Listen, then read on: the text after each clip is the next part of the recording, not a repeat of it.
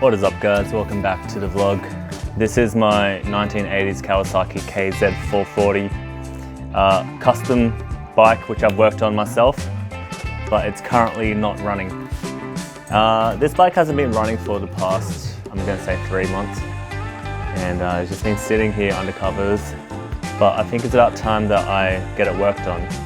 So I'm going to send it back to my bike whisperer who's in Seaford, Peter from Motorcycle Logic. I'm gonna just give the bike to him and let him work on it, get it running again, get it roadworthy, with the goal of getting it basically just fully done up and transferred over to club plates. There's a lot to be done on this bike, and of course everything that gets worked on is going to cost some money. So what I've done today is I've come up with a list of things that I want him to look at, and I've sorted them out into critical items, important items, and then just purely additional nice to have items. So let's go over the list. So let's start with the critical list. First of all, the bike doesn't run. Well, it runs very poorly, so I need him to tune the carbs. These carbs, since installing them, these are Mikuni carbs, VM32s.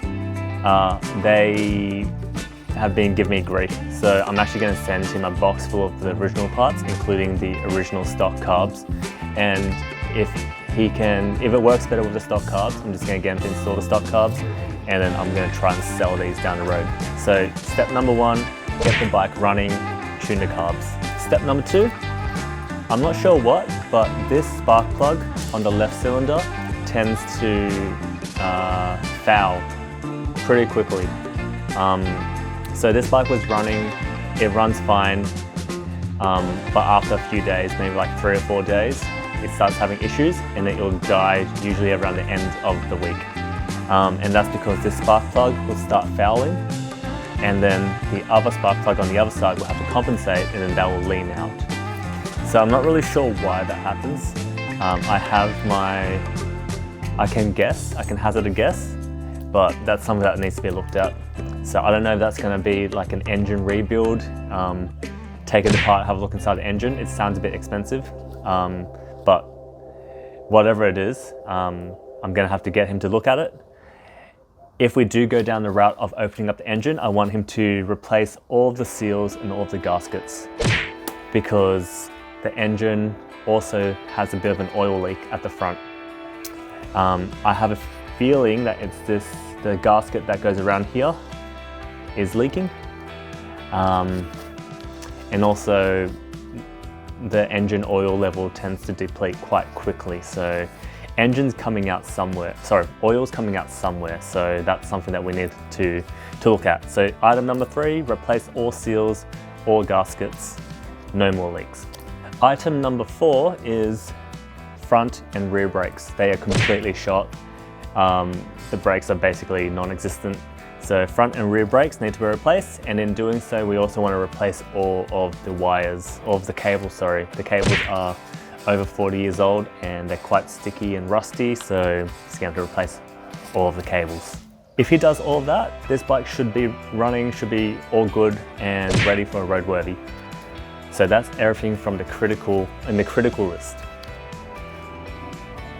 which isn't too bad, besides the engine rebuild part. I'm a bit scared about that. So now let's move on to the important list.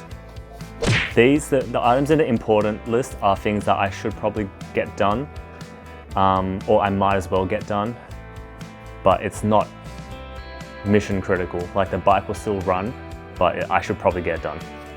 So first one is to replace all fluids. So I replaced my own engine oil, so that's fine, but then also these fork fluids in the front suspension, the front forks, they're probably over 40 years old as well. So we probably should replace the fluids. If we replace the fluids, we might as well replace the fork seals, and then the fork boots, and then the fork covers, and then I also want to get some fork boots for the front. I'll put up a photo of what they look like. I think that'll look pretty cool. That's more of an aesthetic thing, but if we're working on the forks, we might as well. It's like going to be 20 bucks. All right, so that's front suspension. I think it's about time that we work on the rear suspension as well. So the existing suspension is pretty rusty. It just, I don't know, it doesn't, it's just something that should be replaced. So rear suspension, that's going to be an expensive item. So the suspension itself is probably going to be like $250 to $400 just to replace it, just to get the parts. But in saying that, replacing suspension isn't too difficult. It's you literally just loosen this nut, and you put the new piece in. But keen to get that done, replacing the suspension. Left lever screw. This is tiny. There's this little screw here is stripped. So somehow we just need to replace that. Might as well, right? Next on the list is center stand. So some of you may know I bought a center stand for the KZ440. It wasn't the right fit. Oh, no! Oh, fuck. So I've got it, I still have it. I want him to slightly modify it and put it on. I just think that having a center stand on this bike, being able to lift up a wheel, and it's just going to help me out a lot more. And I already have the parts, so I might as well just get him to slightly modify it to fit it.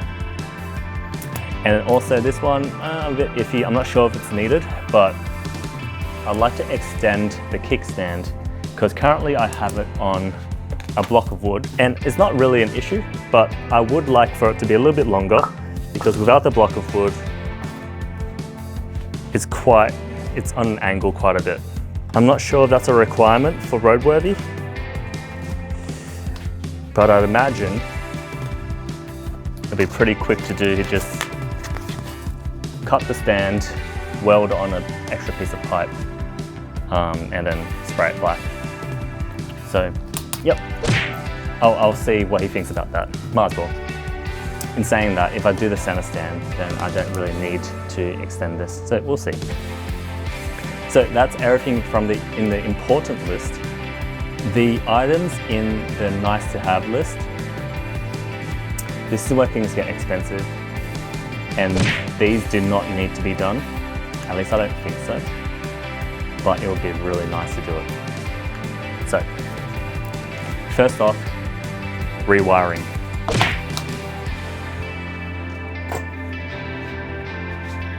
And I'll bring you guys up here just so you can see. I would really love to rewire the entire bike because the cables are all really old and there's a lot of them and it's all quite messy. So I'd really love for Peter to create like a little, I'll take off everything actually.